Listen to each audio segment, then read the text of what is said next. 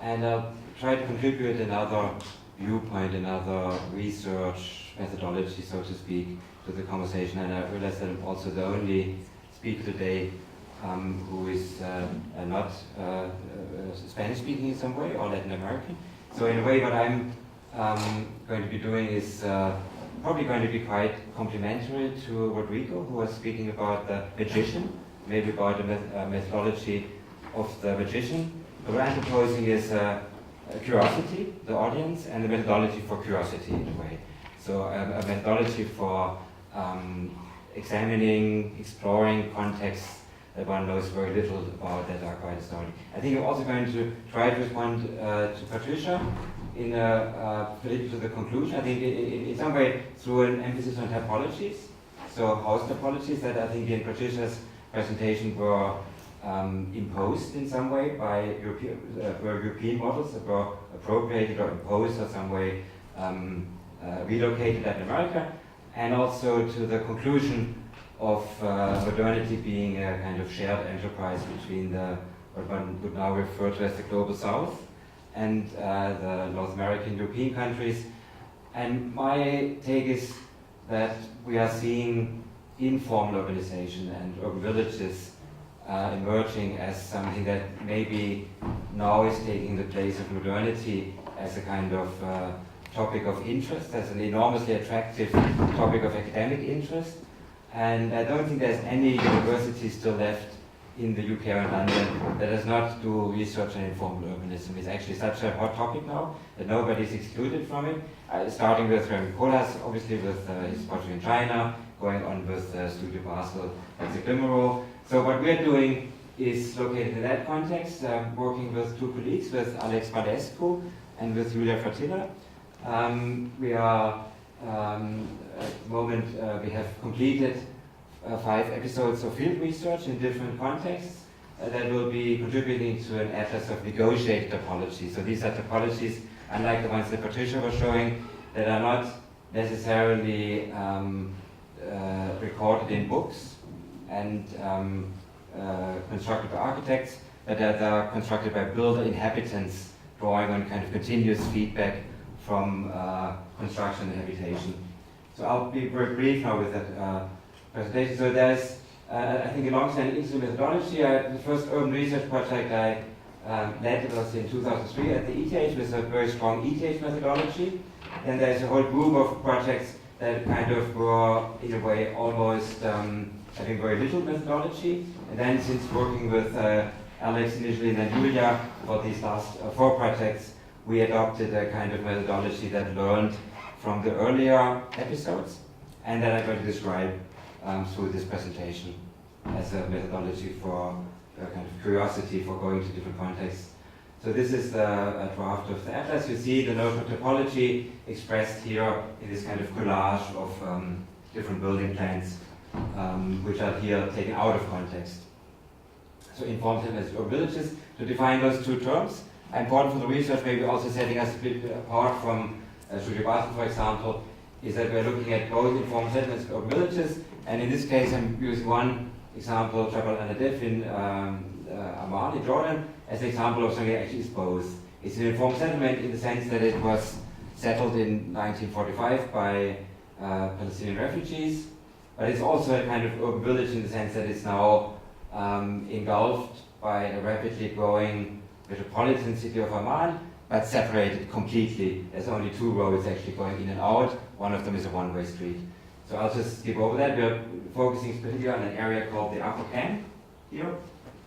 And I'll use this to explain methodology. So this is a view from across, looking at the hillside. So this is the Upper Camp, which we were examining in collaboration with the German Today University Amman and a team of 29 volunteers, not all of whom were architects. So this is the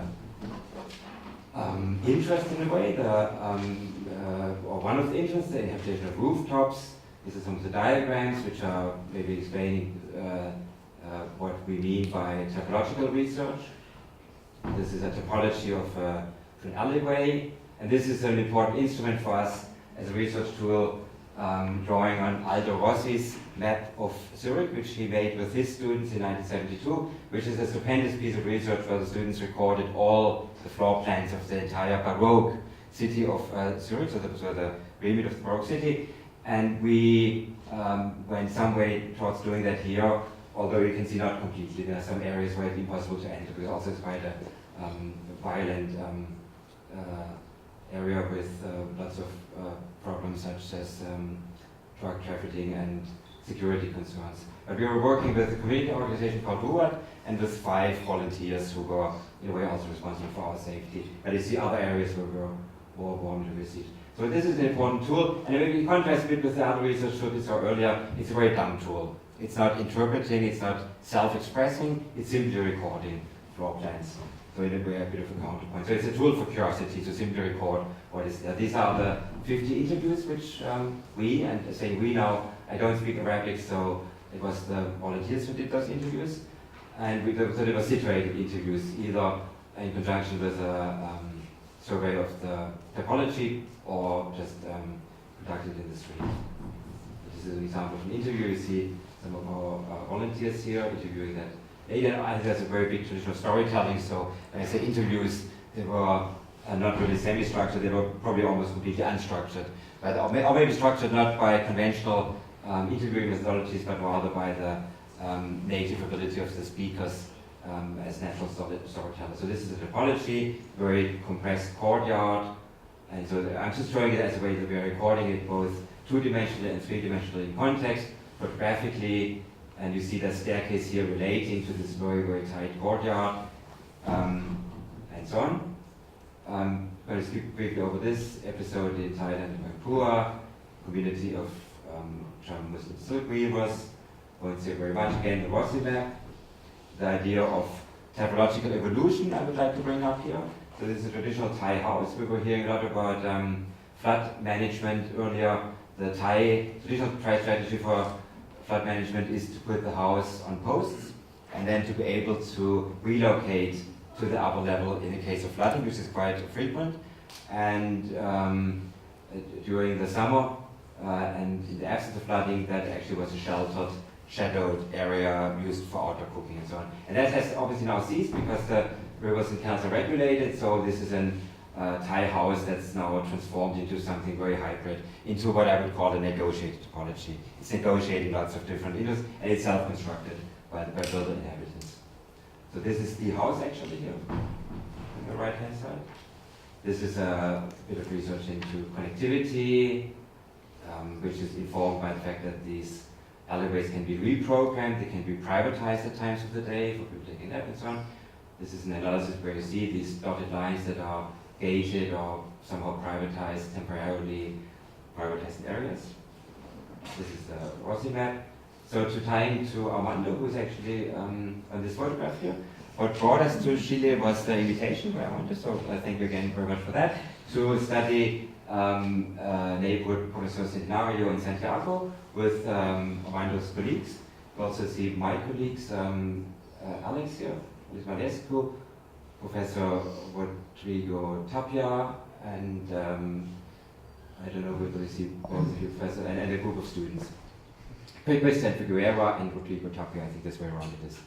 And the Rossi map, not to forget. This actually is the original Rossi map of Zurich, which we brought to South America. So in a way, it's a collaboration where the methodology is something we share or between, and actually or maybe also curiosity, and other than we are very much reliant on invitation of hosts. So briefly to introduce Valparaiso, this is an image. This actually is this road leading into Valparaiso, and we were studying an area called Cerro de la Cruz.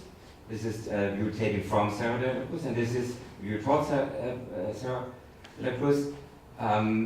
We studied a kind of cluster of buildings here, and another cluster going alongside a staircase connecting two streets. And we were doing that through, without students in this case, we were doing it through conducting surveys of 10 houses and interviewing those 10 families in that area. So this is the area, these are the houses,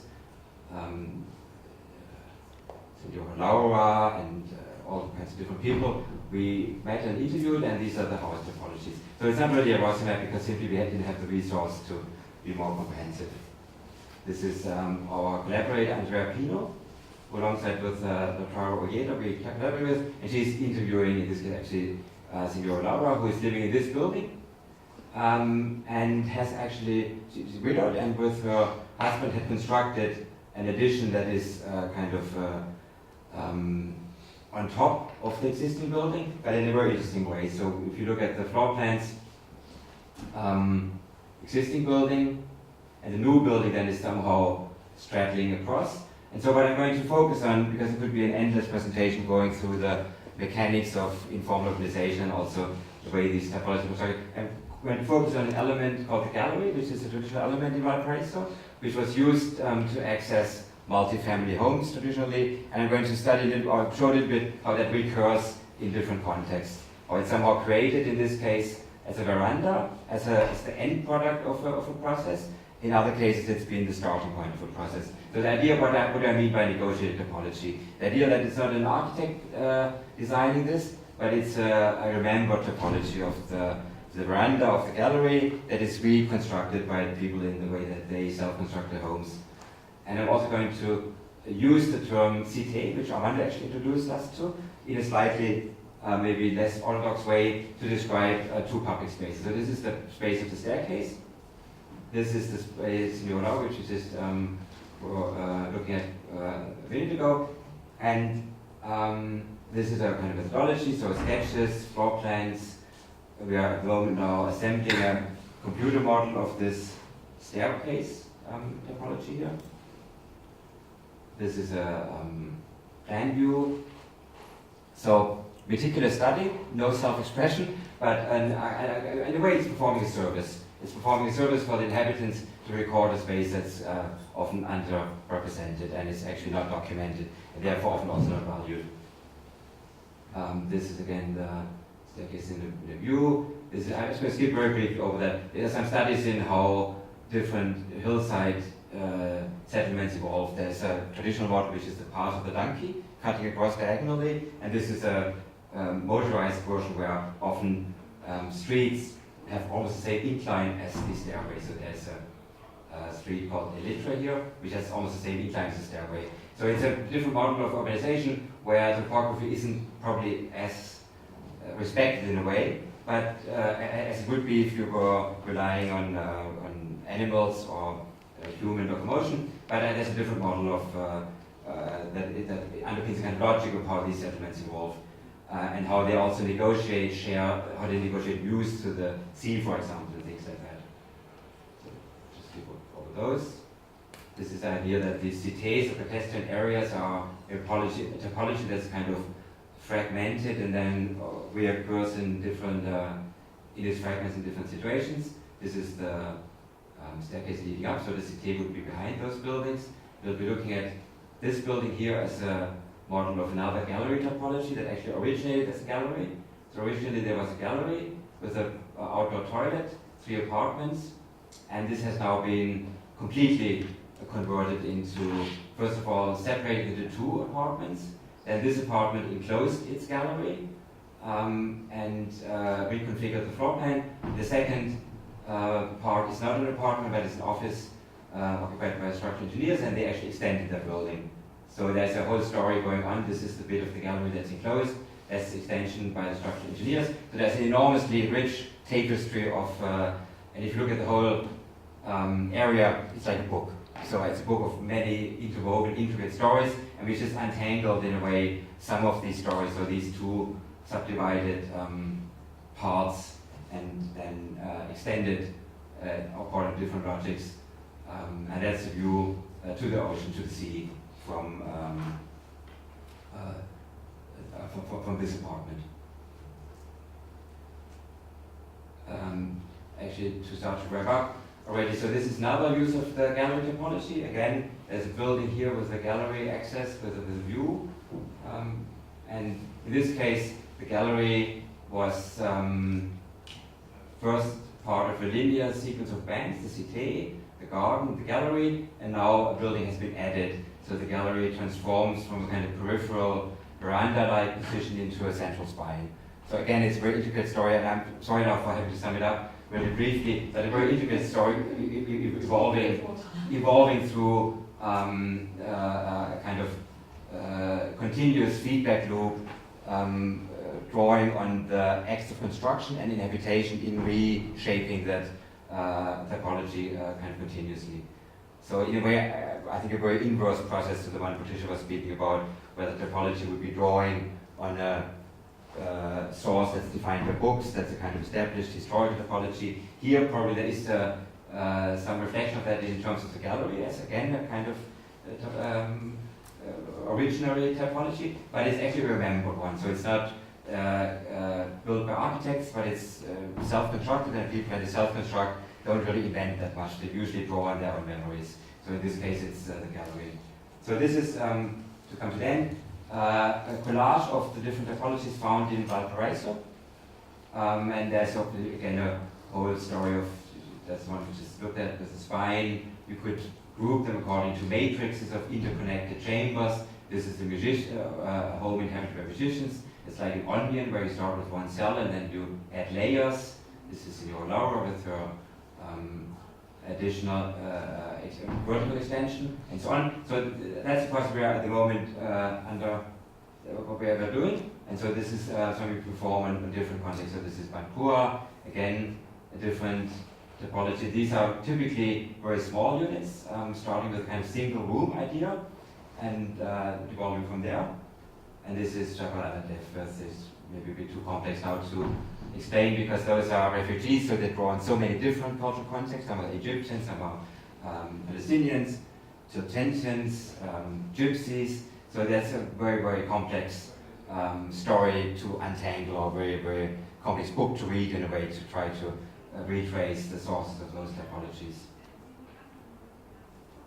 And to end, so I'm also, aside from this research into informed abilities, I'm quite interested in diagrams and in the idea of maybe provocative in this context of reducing a very, very rich cultural story. And we saw now how these typologies are really the product of personal stories, of long histories, shared histories, personal histories. But on the other hand, I'm also quite interested in the idea of the diagram as an enormously reductive device, where you can actually use the diagram as a vehicle to kind of frame a conversation that is almost impossible to frame if you only rely on the narrative. So this is a kind of reductionist view. All citizens, so here in this corner we have Latin America, so there's Mexico City, which I've never been to Mexico, I'm very intrigued by Carlos' presentation. And so this is a footprint or fingerprint of a part of Mexico City, which is probably, you can't find it anywhere else, but you might be able to relate it in a strange way to other cities. So I think in Brighton we have the lanes, I can't find them now somewhere, but I think there's a conversation going on between those fingerprints and footprints. And to even more reduce, one might even reduce that to a kind of conversation about purely rhythm and grid and extremely mathematical model where suddenly the whole world becomes a big spreadsheet with different rhythms and patterns. So maybe that's to describe the interest in actually both aspects, the kind of diagrammatic, slightly reductionist aspect, and also the aspect of trying to do fuller justice to the complexity of these stories unfolding, which I think are different from the European models Patricia was speaking about, that can be quite easily, or I didn't do that, but it would be possible probably to look at the model, the European model that gets adopted in terms of a building footprint, whereas in this case it's almost the opposite, that there's such a complexity that it's quite difficult to generate the source codes in a way, so this is an attempt at doing that.